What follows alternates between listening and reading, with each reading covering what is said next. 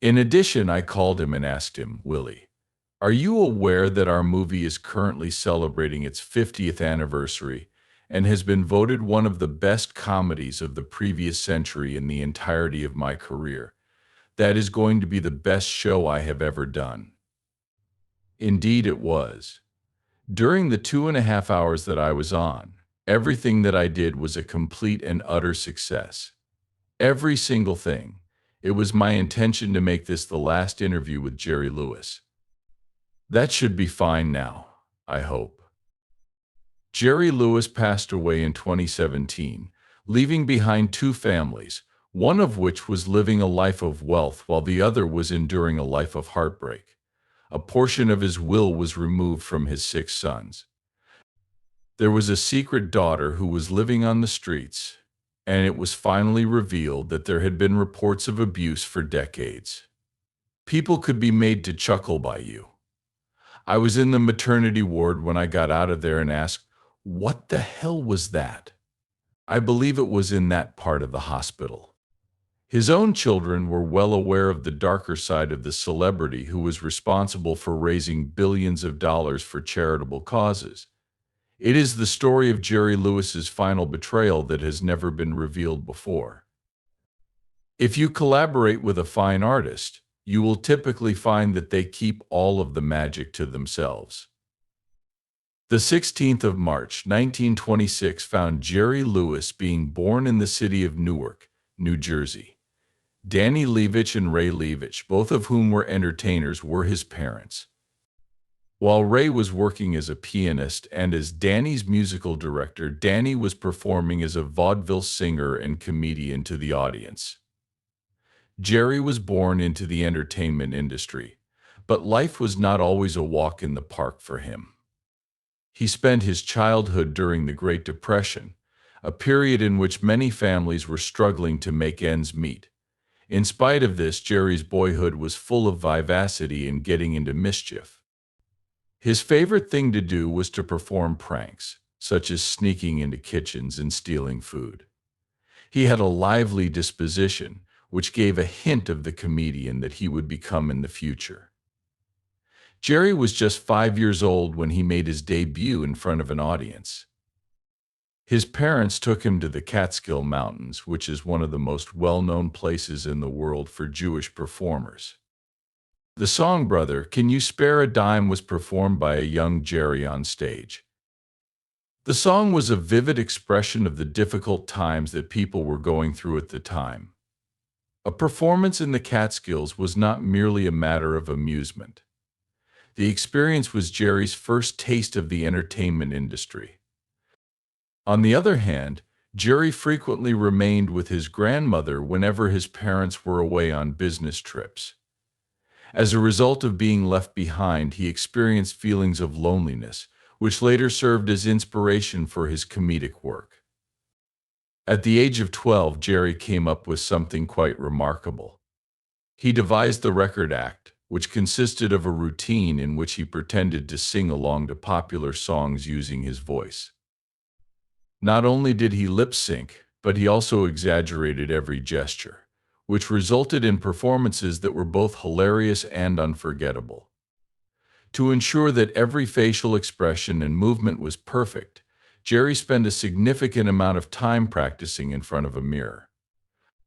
Even at such a young age, he displayed a fantastic amount of aptitude and imagination, as evidenced by this act, which became his signature. By the time he was a teenager, Jerry had already achieved his goal of working in the entertainment industry on a full-time basis. In order to concentrate on his acting career, he left high school when he was 15 years old. Jerry was determined to take the risk, despite the fact that it was a significant one. Beginning in New York City, he began his career as a performer in various theaters and bars. Only a few of the shows were successful. His act was not successful at one of his burlesque gigs, and he had a difficult time booking more performances. Jerry held a variety of low-paying jobs, such as working as a soda jerk or an usher at a theater, in order to make ends meet. Despite this, he continued on, never losing sight of the ambition he had. Through this period of time, Jerry made the decision to alter his stage name. At first, he was known by the name Joey Lewis. Nevertheless, people sometimes confused him with other members of the Lewis family, such as boxer Joe Lewis and other performers. He changed his name to Jerry Lewis in order to stand out. Although it was a very little adjustment, it was the beginning of a significant change. The encounter between Jerry Lewis and Dean Martin, which took place in 1945, would permanently alter the landscape of the comedy business. Only 23 years old at the time, Jerry was a young comedian who was performing his act at the Glass Hat nightclub in New York City. Jerry's attention was drawn to Dean, a vocalist who was 28 years old, due to his charisma and outstanding appearance. After some time had passed, Jerry expressed his opinion that Dean was the most attractive man he had ever seen. There is just one reason why you choose to perform on that stage. That audience is intended to be entertained. Even though it was only a brief encounter, it was enough to spark something. As the year progressed, Jerry continued his efforts to develop a relationship with Dean by attending his performances and doing all in his power to establish a connection with him. In the beginning, Dean was not impressed with Jerry and thought that he was just a child who was obnoxious. In July of 1946, however, both guys were booked to perform at the 500 Club in Atlantic City, which was the moment when everything began to change. As a result of the club owner's dissatisfaction with their individual performances, he threatened to fire them if they did not come up with something fresh together. They had no time to prepare, so they had to improvise. Jerry began to heckle Dean's singing, which resulted in a chaotic situation on stage. They were taken aback by the fact that the audience could not stop laughing. During that evening, they decided to form a partnership. Within a few weeks, Martin and Lewis had become a phenomenon throughout the East Coast, appearing at clubs all throughout the region. Dean's slick and self-assured personality, along with Jerry's wild and unpredictable antics, resulted in the creation of a comedic combo that was unlike any other. They had signed with MCA, which is considered to be one of the most influential talent agencies in the country, and by the time the year came to a close, they were earning $5,000 each week, which was a tremendous amount at the time. Their meteoric rise from unknown musicians to celebrities occurred in just 18 months. As a result of their performances in nightclubs and radio appearances, their fame increased even further. Dean's singing, Jerry's slapstick humor, and their fast back-and-forth banter all contributed to the electrifying atmosphere that pervaded in their performances. They were performing as headliners at prestigious locations by 1948, including the well-known Copacabana in New York City. When the Martin and Lewis program was first broadcast on NBC in 1949, listeners were exposed to an even larger audience than before. Then I put it in the freezer, and I consume it like a popsicle. At some point or another, everyone loves somebody. Almost immediately, the show became a huge success, and millions of people tuned in every week to watch it and listen to their funny sketches, music, and unscripted moments. During one episode that stands out as particularly remarkable, Jerry pretended to be a turkey in an effort to avoid being fried by Dean on Thanksgiving. Those who were listening were in fits of laughter due to Jerry's outrageous pranks and Dean's unflappable responses. By the year 1950, they were earning a weekly salary of $15,000 solely from their job in radio. As a result of their popularity on radio, they were able to go into television, where they became much more famous. Following that, Martin and Lewis made their debut in the film industry in 1949 with the picture My Friend Irma, which was produced in Hollywood. They became the most prominent stars at Paramount Pictures after appearing in 16 pictures together over the course of the subsequent 7 years. They created a formula that fans adored by combining slapstick comedy, witty banter, and a great deal of music in their television shows and films. At War with the Army, which was released in 1951, was one of their early hits and helped solidify their position as box office stars. The film generated more than $15 million on a relatively low budget. Their picture Living It Up, which was released in 1954, was another huge success, grossing more over $20 million. Their final picture together, Hollywood or Bust, which was released in 1956, was a success, demonstrating that their on-screen connection remained unparalleled despite the fact that tensions between them continued to rise. Over $200 million was the total amount that their films brought in, which is an astounding sum that allowed Paramount to thrive even during difficult times. At the beginning of the 1950s, Martin and Lewis were the entertainers who earned the most money in the entire world. Their achievements were not confined to a single domain. They were dominating in the film industry, radio, television, and nightclubs. They secured a landmark contract with NBC in 1953 that was worth $35 million, making it the largest contract in the history of television at the time. The amount of money they made from their appearances on the Colgate Comedy Hour was $20,000 per episode, which is equivalent to $200,000 in today's currency. Their films, live concerts, and radio work brought in approximately $5 million annually, and they were making millions of dollars from all of these endeavors. That is placed into perspective by the fact that the typical annual income of an American household was approximately $4,400. It took Martin and Lewis less than a day to garner that amount of money. In addition to performing, they established their own production business, York Pictures, which provided them with greater control over their creative endeavors and increased revenues. Additionally, they made astute investments in real estate as well as other businesses, which resulted in an even greater expansion of their fortune. Despite this, they had to pay a price for their phenomenal success. They were worn out as a result of the relentless schedule that included filming, live events, and appearances on television. Their friendship was put under strain as a result of the need to maintain their position at the top, particularly as Jerry became more focused on their business and creative control. They made the decision to break their partnership in 1956 because the tension had reached an unacceptable level.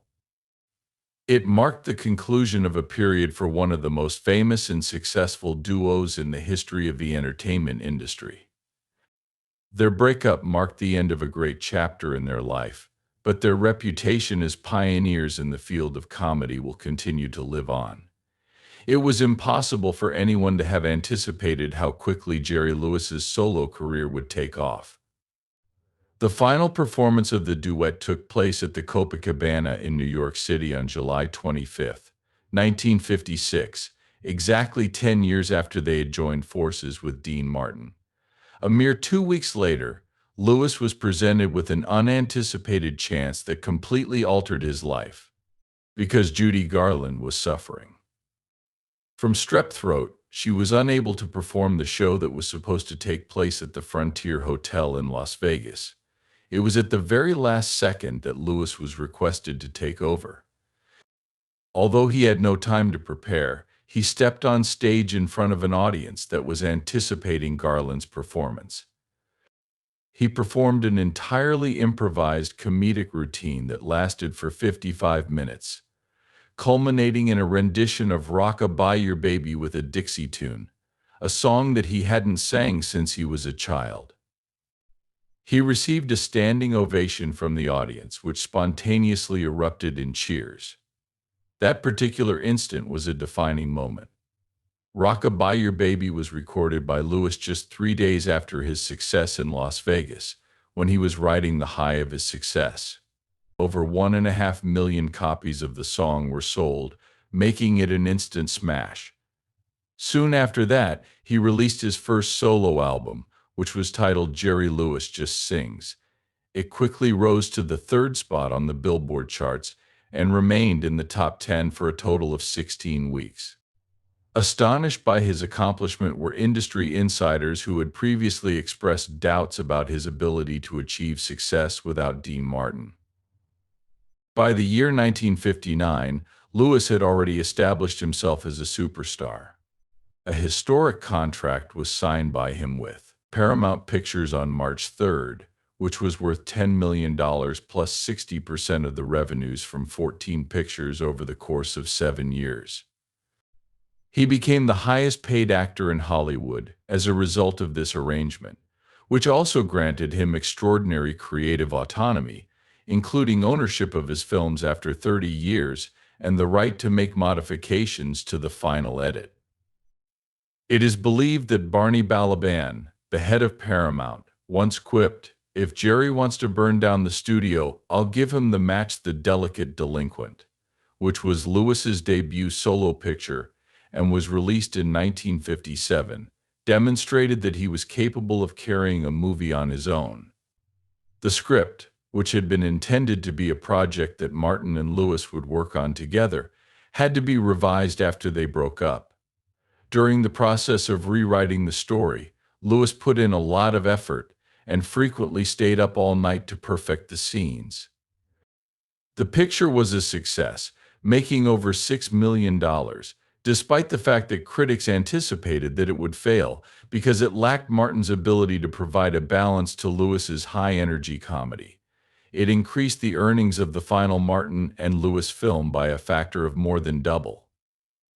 The performance of Lewis was lauded by the critics, particularly in a dramatic scene in which his character, Sidney Pythias, gives an emotional speech about the importance of accepting oneself.